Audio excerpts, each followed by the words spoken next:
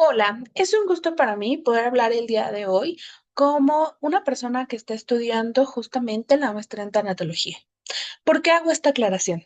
Porque en este proceso que he podido ir acompañada de mis maestros, me he dado cuenta de algunas situaciones que yo consideraba distintas. Bueno, con esta pequeña introducción les voy a hablar justamente de la materia de Introducción al Estudio de la Muerte, donde hice la selección del tema que para mí fue más significativo. Y este tema son las pérdidas. Bueno, antes de empezar a hablar del tema, me gustaría hacer mención de una frase que dice Carl Jung, y es, cuando toques un alma humana, sea apenas otra alma humana. Esto es muy importante porque si hay algo que fue lo primero que me impactó de la tanatología, es justamente eso, que te permite, antes que ser un profesional, te permite ser humano. Ojo, como tanatólogos siempre tenemos que cuidar todos los aspectos de la relación que tenemos con nuestros consultantes. Bien. Bueno, pues vamos a hablar de la pérdida. Para empezar, voy a hacer la, la distinción de que viene del latín y hace referencia a la falta o la ausencia de algo que se tenía. En tanatología, cuando hablemos de pérdidas, vamos a hablar de esa experiencia emocional que va a surgir resultado de la ausencia. Ok, vamos a comentar acerca de estos rituales de despedida. En algún momento escuché decir a alguien justamente que todos los rituales que hacemos al difunto son no para el difunto, sino para nosotros. Para nosotros como acto simbólico que nos va a ayudar a varias cosas, entre ellas a poner en orden toda la parte emocional, a que la sociedad se entere, por ponerlo de alguna forma, a darle esa construcción también de manera social y sobre todo a que nuestros sentimientos puedan ser expresados. Para llegar a un proceso de duelo, nosotros requerimos amar ese objeto, a esa persona. Y bueno, voy a hacer referencia a un escrito de Eric Fromm de 1959 en El arte de amar, donde él nos describe el amor como un arte. Se trata de un proceso afectivo que permite conocer al otro y conocerse a sí mismo. Eric Fromm en esta obra nos habla de diferentes tipos de amor. Amor hacia los hermanos, hacia una pareja, hacia una mascota. Nos habla justamente de que el amor va a ser ese proceso afectivo. Ese proceso afectivo que va a ser a diferentes, que puede ser a diferentes objetos. Esto es importante y esto nos va a llevar a el muerto representado. ¿Por qué es importante? Bueno, porque cuando nosotros hablemos del muerto representado, va a haber en esa representación va a haber amor, va a haber estima, va a haber cariño.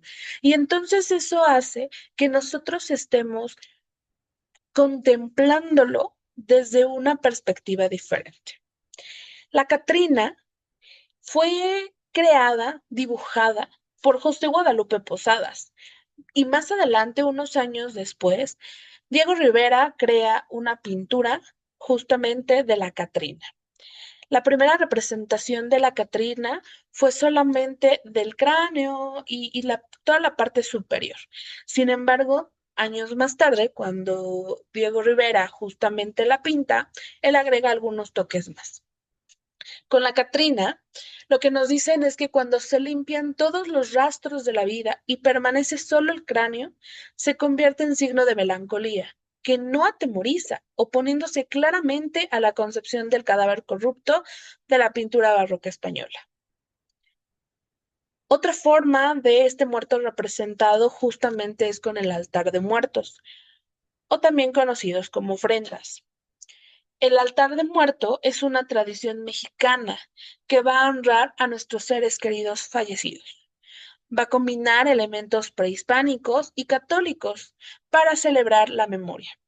Freud decía que la religión es un poder inmenso que dispone de las emociones más potentes de los seres humanos. Esta parte es importante ya que considero que vivimos en una cultura que todavía tiene muy arraigada muchas creencias religiosas. Y justamente muchos de los elementos que van a acompañar este altar van de la mano de la religión.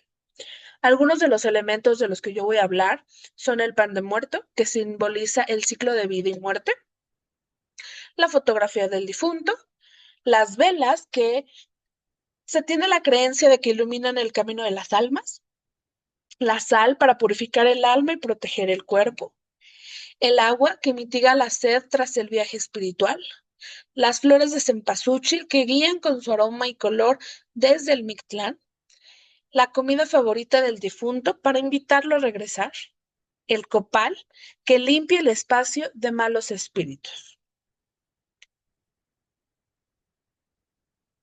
Finalmente, como parte de la pérdida, me gustaría hablar de la muerte y el nacimiento.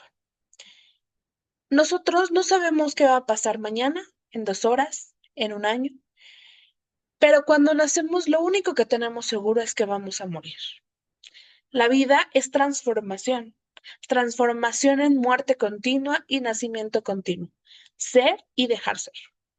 Martin Heidegger decía que la muerte no es simplemente el fin de la vida, sino una dimensión intrínseca de la existencia humana, una experiencia fundamental que da forma a nuestra comprensión del ser.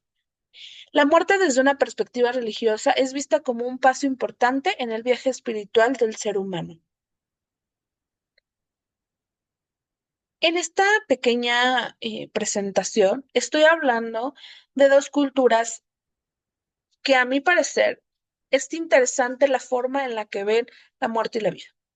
Vamos a empezar con el hinduismo. En el hinduismo, lo que nos dice es que el alma pasa por múltiples vidas para alcanzar esa liberación final. Y como aquí nos refiere, la muerte se ve como parte de un ciclo continuo de renacimiento y reencarnación, conocido como samsara.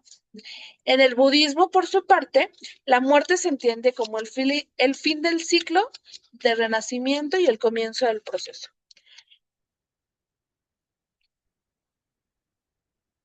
En la tanatología y el existencialismo convergen en la idea de que la aceptación de la muerte puede ser paradójicamente un camino hacia una vida más plena.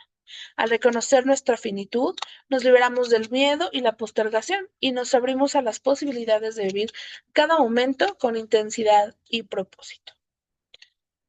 Como tanatólogos, es importante que nosotros tengamos siempre presente que los procesos de duelo son individuales, que no son lineales y que va a ser muy importante las creencias de las personas para poder trabajar con ello. En un proceso de duelo, como lo mencioné en las diapositivas, lo que hace la distinción es justamente que hay amor hacia ese objeto que hemos perdido. En México tenemos tradiciones que nos ayudan año con año a esperar con amor, con incluso emoción, el regreso de nuestros difuntos.